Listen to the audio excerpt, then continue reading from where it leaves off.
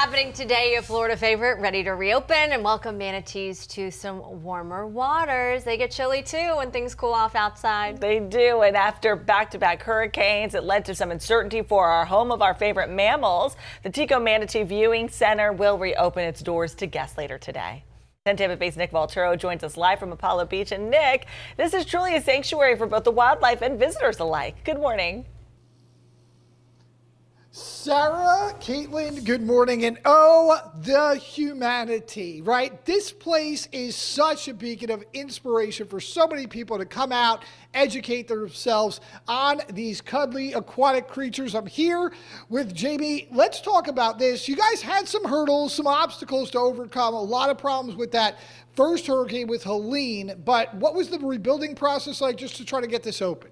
Well, with Helene, we ended up having about 4 to 5 feet of water, so it did some damage to some of the buildings and stuff downstairs. So we had a lot of cleaning up to do.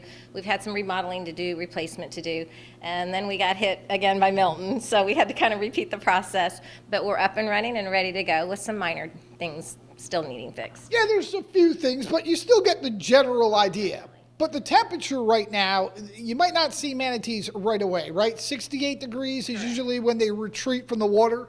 Yeah, they start seeking us when the bay water temperature drops low 70s, 68 degrees. They can't handle 68 degrees or lower for very long. They'll become sick. Reminds me of a lot of Florida natives. You know, a lot of us people from the Northeast, you know, that's perfectly good temperatures. You start seeing anything below 65, it starts running. People start getting a little helpless, if you will, in this situation. But this is opening at 10 o'clock. The gates open, and most of the things will be on display.